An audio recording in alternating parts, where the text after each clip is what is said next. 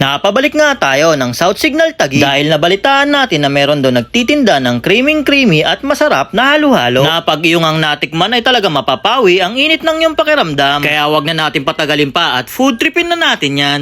Yon mga kipips, nandito nga tayo sa kahabaan ng Luzon Street, Barangay South Signal Taguig. Bale yun lang yung Jollibee sa Triumph. Tapos may naispatan tayo dito, ito nga yung Swirly Bites mga kipips. Meron daw sila ditong sulit at masarap na halo-halo. So samahan nyo ako, tikman natin yun. Hello po madam, magandang gabi po. Ano pong pangalan nyo? Ayun po. Madam, ano po yung mga binibenta nyo dito bukod po sa halo-halo? Burger po sir, may mga burger din po kami. Burger, magkano naman po nagre-range yung price? Pag classic lang po, 69 pesos lang po. 69 pesos. Opo. Yung patty po namin sir, beef po. Beef patty. Opo. Sa halo-halo nyo naman madam, magkano naman po? Pagka leche plan lang po, 70 pesos, special po. Pag nagpa-add po ng ice cream, 90 po. 90 po pag nagpaad ng ice cream. Bali madam, hindi lang yung halo-halo tsaka yung burger tinitinda nyo dito. Meron din kayo mga sundae. Opo, may ice cream din po kami. Magkano naman po yung mga ice cream nyo lang, yung sundae? Ano po, pag sakang po, 20 pesos, ay 15. Pag may toppings po, 25. Pag may toppings, 25. Yes. Yan, madam, pa-order po ako madam ng isang halo-halo yung tag na 90 pesos. Yon mga kaipips, napadayo nga tayo dito sa may Swirly Bites. Matatagpuan lang pala to sa number 3 Luzon Street, Barangay South Signal Taguig. Meron nga sila ditong masarap na halo-halo. Halagang 90 pesos lang yan, meron ng sundae, tapos isang chunk ng leche flan. Tikman na natin.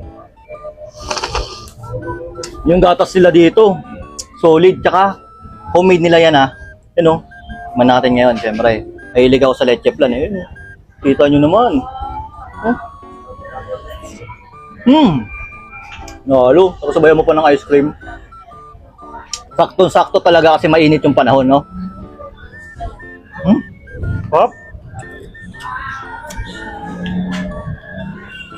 Hindi pa natin inahalo to, no? Medyo nanginig yung ngipin ko dun, ang lamig, Hop. Solid yung halo-halo.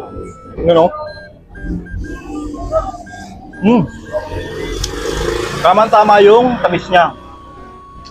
Saka yung ubi talaga sa sundae nila, lasang-lasa. Open nga pala sila dito ng 12 ng tanghali hanggang 9 PM ng gabi. At yun mga kaipips, kung wala kang pera, huwag kayong mag-alala kasi meron din sila dito ng Gcash. Food trip talaga kayo nito kung wala kayong dalang pera.